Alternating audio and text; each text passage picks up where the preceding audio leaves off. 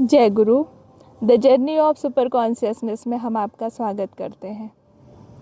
अपने भीतर के जो प्रलोभन हैं उनसे हम दूरी कैसे बनाएं, उनसे मुक्त कैसे हों। सबसे उत्तम तरीका क्या है कि हम प्रलोभन से, लोभ से मुक्त हो सके। तो गुरुदेव की ये बुक पुस्तक है जहाँ है प्रकाश। इसमें गुरुदेव बहुत सुंदर से शिक्षा दे रहे हैं। कह रहे हैं कि प्रलोभन को जीतने का सबसे उत्तम तरीका तुलना करना है। अब किससे तुलना करना है ये देखना। अधिक ध्यान करें और देखें कि क्या ध्यान आपको अधिक प्रसन्नता प्रदान नहीं करता। मतलब तुलना करना है। किससे तुलना करना है कि हम जब कोई बाहरी चीज़ पे संघर्ष करते हैं, मतलब ये भौतिक दुनिया में संघर्ष करते हैं, बहुत ही अच्छे से सिस्टमेटिक वे में, इवन हम जल्दी उठकर समय से ऑफिस जाना, समय से घर का काम निपटाना, समय से खाना सोना, लोगों के साथ बहुत ही व्यवहारिक रिलेशन बनाना, घर वालों को भी उनके हिसाब से सारी चीज़ें देना करना, ये सारा कुछ अगर हम बहुत ही अच्छे से निभा रहे हैं तो, और दूसरी तरफ हम ज़्यादा ध्यान कर रहे हैं, तो दोनों में आप तुलना करें कि क्या सबसे उत्तम है, प्रलोभन को जीतने का क्या सबसे उत्तम तरीका है। तो हम पाते हैं कि जब हम बाहर कुछ भी बहुत सिस्टमेटिक कर रहे होते हैं, तो जब हम कुछ कार्य करते हैं उसके पीछे हमारा जो स्वार्थ है वो भी छुपा होता है। यदि हम बेहतर चीज़ दे रहे हैं किसी को, बेहतर मतलब इवन हम किसी की सेवा कर रहे हैं, तो हमें ऐसा लगता है कि हम निस्वार्थ सेवा कर रहे हैं, लेकिन पीछे एक बात छुपी होती है कि आज हम इसका कर रहे हैं, कल समय आने पर ये मेरा करेगा। और हम पाते हैं कि जब वो ही व्यक्ति हमारा हेल्प नहीं करता है या किसी कारण से नहीं कर पाता है, असमर्थ होता है वो करने में, तो हमें वहाँ से एक विरोध प्रकट होता है।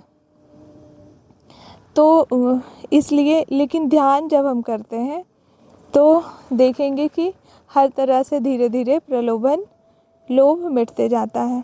तो गुरुदेव कह रहे हैं कि प्रलोभन को जीतने का सबसे उत्तम तरीका है क्या? तुलना करना।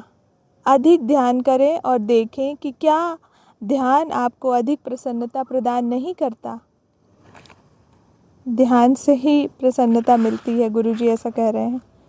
नेक्स्ट बोलते हैं गुरुदेव कि जब आप अपने मन को ध्यान में अंतर्मुखी करते हैं, तब आप यह समझना प्रारंभ कर देते हैं कि बाहर की अपेक्षा भीतर अधिक अद्भुत वस्तुएं हैं।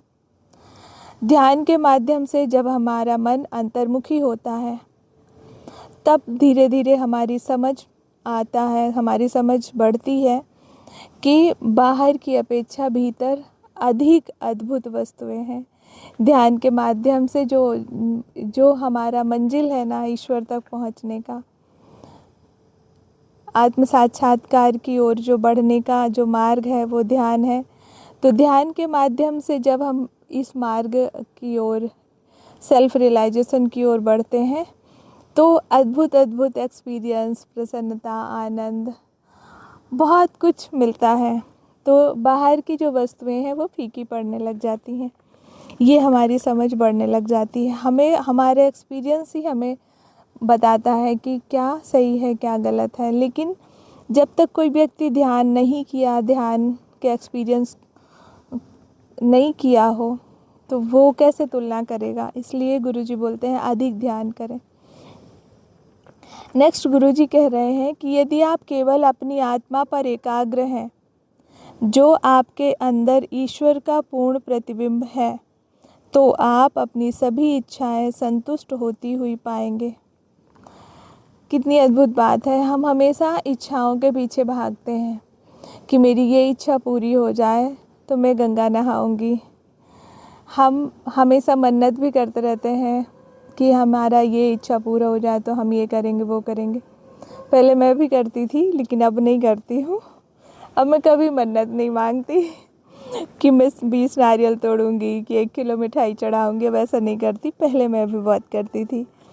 तो हम हमारी जो इच्छाएं हैं, गाड़ी, बंगला, घर, ये पोजीशन, मान प्रतिष्ठा, घर परिवार, ये तमाम तरह की जो इच्छाएं हैं, वो यदि हम केवल अपनी आत्मा पर एकाग्र होते हैं तो आपके अंदर ईश्वर का पूर्ण प्रतिबिंब है। हम ईश्वर की पूर्णता में बने हैं, तो आप अपनी सभी इच्छाएं संतुष्ट होती हुई पाएंगे। अब बताओ, इच्छाओं को अगर संतुष्ट ही तो करना है ना, तो चाहे पाकर संतुष्ट करो, चाहे समझकर संतुष्ट करो। तो पाकर जिसने जिसने भी पाया है, इवन हम अपनी लाइफ में देखें, एक के बाद एक चीज़ें मिलती जाती है और फिर नई चीज़ें खड़ी हो जाती हैं। जब हम बच्चे थे, पढ़ते थे, तो ऐसा लगता था 12th निकल गया अगर, तो हम गंगा नहा लेंगे। कितनी बड़ी उपलब्धि है 12th निकलना। कॉलेज आए, कॉलेज में देखे और कंपटीशन बढ़ गया। फिर ये लगा जैसे तैसे कॉलेज कंप्लीट हो, जॉब मिल जाए। जॉब मिली तो लगा कि अरे अभी भी यहाँ इनसिक्योरिटी है। जैसे मुझे संविदा की जॉब मिली थी, तो लगे रेगुलर जॉब मिल जाए। जब रेगुलर जॉब मिल गई, तब लग रहा ये पोजीशन मिल जाए, सैलरी बढ़ जाए, रूम मिल जाए। अब एक और डिमांड है कि ट्यूटरशिप मिल जाए, एमएससी कर लूँ, पीएचडी कर लूँ, इस तरह की चीज़ें। बहुत बड़ा सा बंगला बन जाए, एक कार हो जाए मेरे पास। अब मेरा बच्चा अच्छा पढ़ ले, अच्छा कुछ बन जाए। तो ये जो कंटिन्यूटी है इच्छाओं की, इच्छाएं कहाँ से उपज रही हैं? अपने आप आती जाती हैं। लेकिन एक तरफ ध्यान कर लो, और ध्यान में जो समझ आती है, उससे सारी इच्छाएं अपने आप संतुष्ट हो जाएंगी। तो कौन सा रास्ता सही है? ध्यान करना ही सही है। ऐसे करके तो गुरुजी ऐसा बोल रहे हैं। देन नेक्स्ट बात करते हैं, आंतरिक आनंद के अभाव में मनुष्य बुराई की ओर मुड़ते हैं। परमानंद स्वरूप ईश्वर पर ध्यान करने से हमारे भीतर अच्छाई व्याप्त हो जाती है। हर प्रॉब्लम का जो सलूशन है वो ध्यान है, क्योंकि ध्यान के माध्यम से हमारी जो असली जो हम हैं, रियल में जो हम हैं, सेल्फ अवेयरनेस आता है। मतलब हम ना जब अहम भाव में स्थित हैं, ये शरीर को हम अपना मान रहे हैं, तो सारी समस्याएं आती हैं। लेकिन जब हम खुद को जान जाते हैं कि हम कहाँ से हैं, मतलब हम ईश्वर के संतान हैं, ईश्वर की सारी सृष्टि है, तो हम भिखारियों की तरह कोई भी चीज़ मांगते नहीं रहते, बल्कि हमें पता है कि ये सब कुछ जो है प्रभु का, वो हमारा ही है। जैसे हमारा बच्चा, अभी वो ये नहीं जानता कि ये मेरा घर है। किसी कारण से वो दूर रह रहा था हमसे, और वो अपने घर में आए, थोड़ा खाए पिए बैठे, उसको हमारे घर में बहुत सारी अच्छी चीज़ें देखी, तो अपने घर में चोरी करे। जिस दिन उसको ये पता चलता है कि ये मेरा ही घर है, तो उसको चोरी करने की ज़रूरत नहीं है या मांगने की ज़रूरत नहीं है कुछ भी। अब उसको पता है कि इस घर में जो भी चीज़ें हैं वो सब मेरी है। हाँ, बट ये है कि उसको उस लायक बनना पड़ेगा। जैसे एक पिता है, चाहता है कि मेरा बच्चा सारी चीज़ें डील करने लग जाए, हैंडल करने लग जाए, तो वो धीरे धीरे सिखाता है बच्चे को।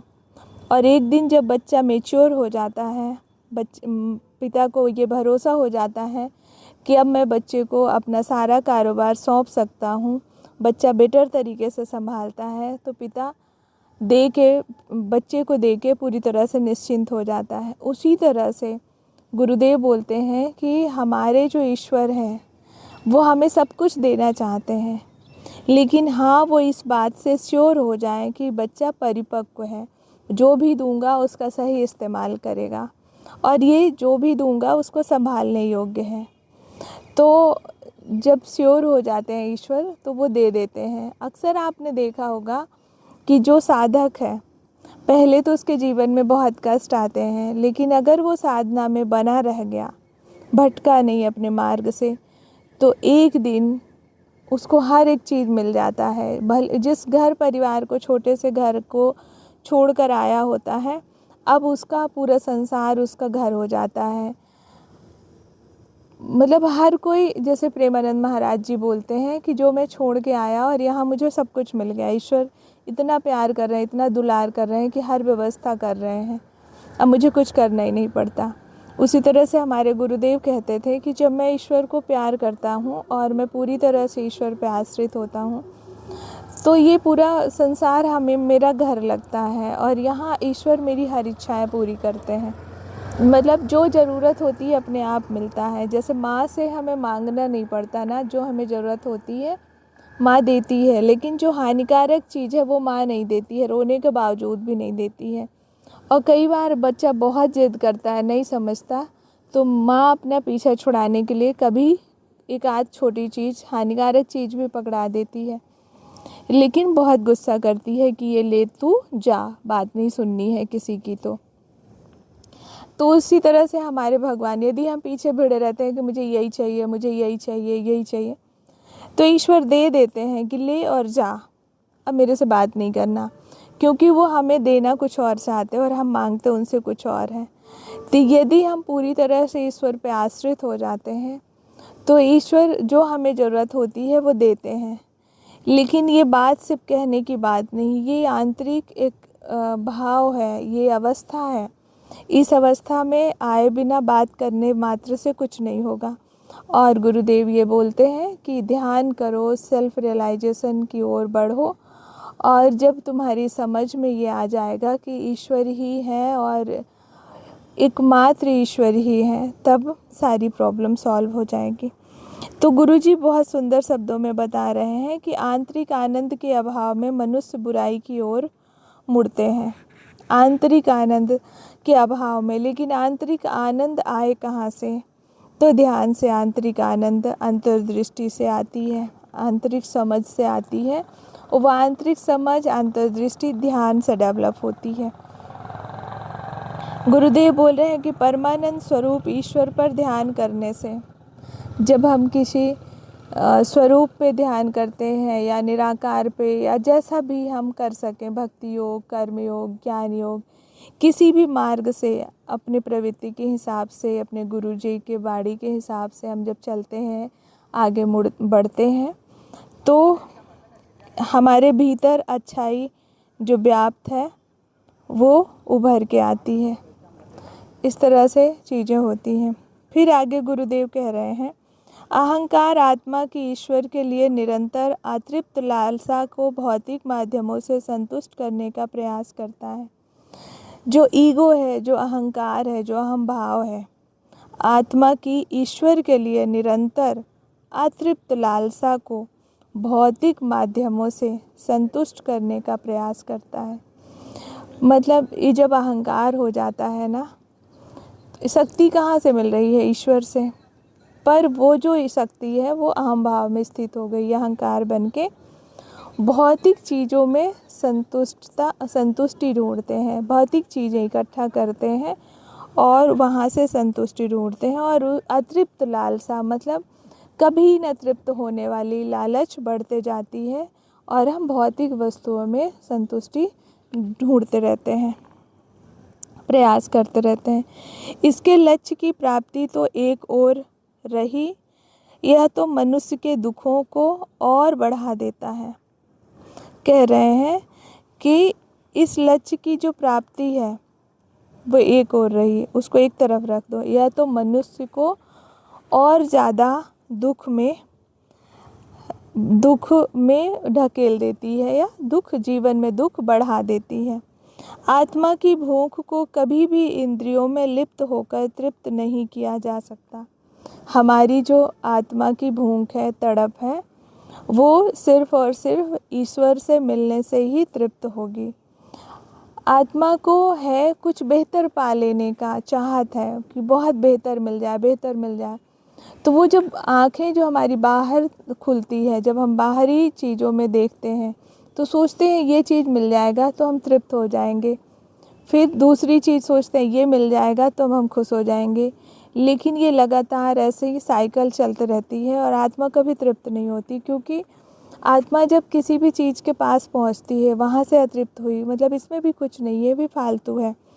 तो उसकी जो असली भूख है वो क्या है? ईश्वर से मिलना। आगे कहते हैं गुरुदेव कि जब मनुष्य इसका अनुभव करता है और अपने अहम को वश में कर लेता है, अर्थात जब वह आत्म नियंत्रण प्राप्त कर लेता है, तो दिव्य आनंद के बोध से उसका जीवन भौतिक शरीर में रहते हुए भी गौरवान्वित हो जाता है। मतलब गुरुदेव कह रहे हैं कि जब मनुष्य इस बात को अनुभव कर लेता है कि बाहरी वस्तुओं में उसका सुख नहीं है, तब वो क्या करता है? आत्म नियंत्रण करता है, आत्म संयम करता है और उसके पश्चात दिव्य आनंद के बोध को अपने जीवन में अनुभव करता है और उसके बाद वो खुद गौरवान्वित फील करता है कि मैं आत्मा हूँ, मैं शरीर नहीं हूँ। ये सब होता है ध्यान से। यदि ध्यान के माध्यम से आपकी समझ बढ़ती है, आपकी चेतना बढ़ती है, सेल्फ रियलाइजेशन आपको होता है, तब की अवस्था है कि आप अंदर से गौरवान्वित फील करेंगे। बाकी सिर्फ कहने की बात है।